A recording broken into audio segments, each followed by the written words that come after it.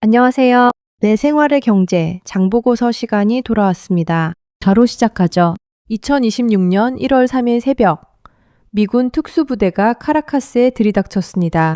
베네수엘라 대통령 마두로는 그 자리에서 체포돼 뉴욕으로 끌려갔습니다. 정부는 마약 거래였습니다. 같은 시기 호르무즈 해협에는 미군 항공모함이 떠 있고 이란 항구로 들어가던 유조선들은 줄줄이 회항하고 있었습니다. 영부는 핵 비확산이었습니다. 대서양 건너편 사우디아라비아 빈살만 왕세자는 트럼프의 전화가 울릴 때마다 표정이 굳어집니다. 이상하지 않으신가요? 미국은 분명 자국에서 셰일 오일이 펑펑 쏟아지고 더 이상 중동산 원유에 매달릴 이유가 없는 나라입니다. 그런데 왜 이 시점에 이렇게 강하게 베네수엘라 석유, 이란 석유, 사우디 석유에 매달리는 걸까요? 오늘 이야기는 명분 뒤에 숨어 있는 진짜 게임에 대한 것입니다. 그리고 그 게임의 이름은 한 가지로 압축됩니다. 헤게모니, 즉 패권을 어떻게 다음 세대로 갈아탈 것인가. 이 이야기는 두 편으로 나누어 풀어드리겠습니다. 1부에서는 명분과 결과, 그리고 페트로달러라는 50년 된 시스템에 어떤 균열이 가고 있는지를 짚어보겠습니다. 2부에서는 트럼프 행정부가 꺼내든 카운터펀치, 그리고 그 끝에 무엇이 기다리고 있는지를 보겠습니다. 1장, 명분과 결과. 국제정치를 볼 때 가장 유용한 도구가 한 가지 있습니다. 명분을 듣지 말고 결과를 보라는 것입니다. 명분은 허울뿐이거나 결과를 얻기 위한 지지나 방관을 얻어내기 위한 거란 말이죠. 이라크 전쟁의 명분은 대량 살상무기였습니다. 그런데 결과는 어땠습니까? 사담 후세인이 유로화로 석유를 팔겠다고 선언한 직후 미국이 들어가서 정권을 갈아엎었고 대량 살상 무기는 끝내 발견되지 않았습니다. 리비아 카다피의 명분은 인권 보호였습니다. 카다피가 죽기 직전에 추진하던 것이 무엇이었는지 아십니까? 아프리카 공동통화, 골드 디나르였습니다. 아프리카 산유국들이 달러 대신 금으로 받자는 구상이었죠. 베네수엘라의 명분은 마약 거래입니다. 그런데 트럼프는 마두로를 잡은 직후 카메라 앞에서 무엇을 말했을까요? 베네수엘라 석유 5천만 배럴을 미국이 통제할 것이라고 했습니다. 마약 얘기는 사라지고 석유 얘기만 남았습니다. 베네수엘라는 세계 1위 매장량을 가진 나라이고 마두로 정권은 위안화로 석유를 팔던 나라였습니다. 이란의 명분은 핵무기입니다. 그런데 흥미로운 건 미국이 이란 핵시설을 폭격하는 것보다 이란 항구를 봉쇄하는 데 더 공을 들이고 있다는 사실입니다.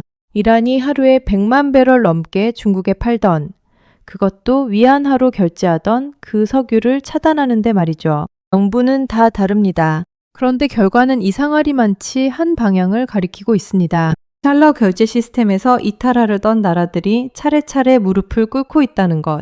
우연일까요? 저는 우연이 너무 많이 겹치면 그건 패턴이라고 봅니다. 2장. 페트로달러라는 그릇. 여기서 잠깐 페트로달러가 무엇인지 짚고 넘어가겠습니다. 이걸 모르고 보면 다음 이야기들이 무슨 말인가 싶거든요. 1971년 닉슨 대통령이 금태환을 정지시킵니다. 그 전까지 달러는 금으로 바꿀 수 있는 종이었습니다. 금이 화폐의 닻이었고 달러는 그 보관 증서에 가까웠죠. 그런데 미국 정부가 더 이상 금으로 바꿔주지 않겠다고 선언한 겁니다. 문제가 생겼습니다. 달러의 닻이 사라졌으니까요. 그래서 미국은 새로운 닻을 찾아야 했습니다. 그게 석유였습니다. 방식은 이렇습니다. 사우디아라비아를 비롯한 산유국들이 석유를 오직 달러로만 팔기로 한다. 그리고 받은 달러를 다시 미국 국채로 되돌려 놓는다. 그 대가로 미국은 사우디 왕가의 안보를 책임진다.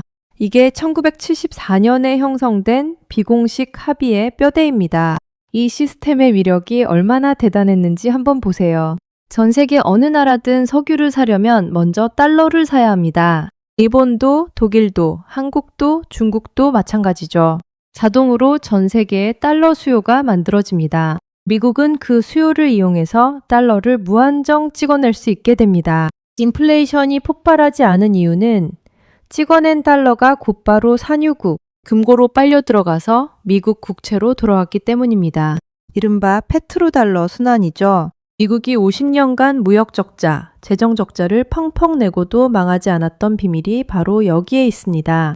종이를 찍어서 진짜 물건과 바꿀 수 있는 나라. 그게 미국이었습니다. 3장, 시스템의 균열이 시작됐다. 그런데 이 페트로달러 시스템에 균열이 가고 있습니다. 2024년 6월, 사우디아라비아가 50년 묵은 미국과의 비공식 합의를 갱신하지 않는 길을 택했다는 보도가 나왔습니다.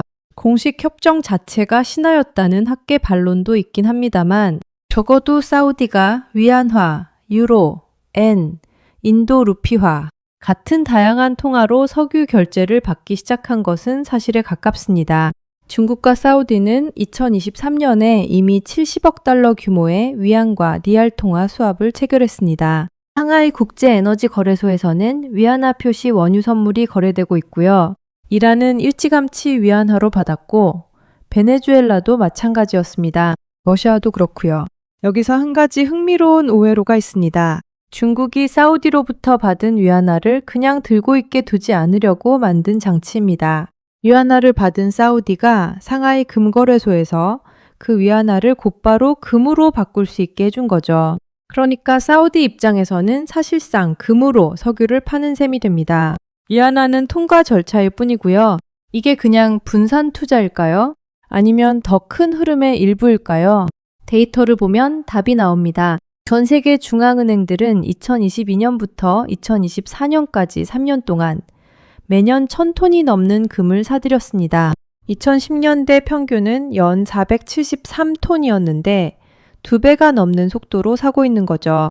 중국인민은행은 2024년 11월부터 2026년 1월까지 15개월 연속 금을 매입했고 보유량은 2308톤, 외환 보유고의 9.6%까지 올라왔습니다. 그리고 2019년 국제결제은행 BIS의 바젤 3 규제가 바뀌면서 금이 3등급 자산에서 1등급 자산으로 격상됐습니다. 무슨 뜻이냐 하면 그 전까지는 은행이 금을 보유하고 있어도 가치의 절반만 인정해줬습니다.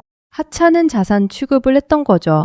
그런데 2019년부터는 100% 인정해주기 시작했습니다. 미국 은행에 적용된 시점은 2025년 7월 1일이고요. 이건 단순한 회계 변경이 아닙니다. 금이 다시 화폐의 자리에 가까이 오고 있다는 신호입니다. 그리고 전 세계 중앙은행들이 그 신호를 보고 움직이고 있는 거고요. 미국 입장에서 이 흐름을 그냥 두고 볼 수는 없습니다.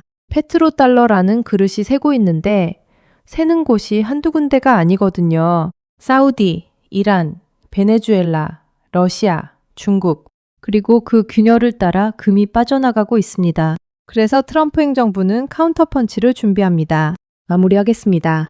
오늘 1부에서는 3가지를 짚어봤습니다. 첫째, 미국이 내세우는 명분과 실제 결과 사이에는 일관된 거리가 있다는 것. 명분은 마약, 핵, 인권이지만 결과는 늘 달러 결제 이탈을 시도한 나라들이 무너지는 것이었다는 점입니다. 둘째, 페트로달러 시스템이 1971년 이후 50년간 미국을 떠받쳐온 보이지 않는 기둥이었다는 것. 셋째, 그 기둥에 지금 균열이 가고 있다는 것. 사우디는 다양한 통화로 석유를 받기 시작했고 중앙은행들은 사상 최대 속도로 금을 사들이고 있고 바젤 3에서 금의 위상이 격상됐습니다. 그렇다면 미국은 이 상황을 어떻게 뒤집으려 할까요?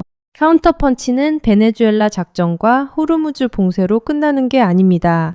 진짜 한 수는 그 뒤에 있습니다. 금을 다시 끌어올리고 비트코인을 새로운 헤게모니의 칩으로 갈아타려는 시도. 이게 트럼프 행정부의 진짜 큰 그림입니다. 다음 2부에서 그 이야기를 이어가겠습니다. 미국이 8,000톤이 넘는 금을 1973년 가격에 묶어놓고도 굳이 비트코인 100만 개를 사겠다고 나선 이유, 그리고 한국이 이 흐름 속에서 어디에 서 있는지까지 풀어보겠습니다. 2부 끝까지 봐주셔서 감사합니다. 도움이 되셨다면 구독과 좋아요로 응원해주시고 2부에서 만나 뵙겠습니다. 감사합니다.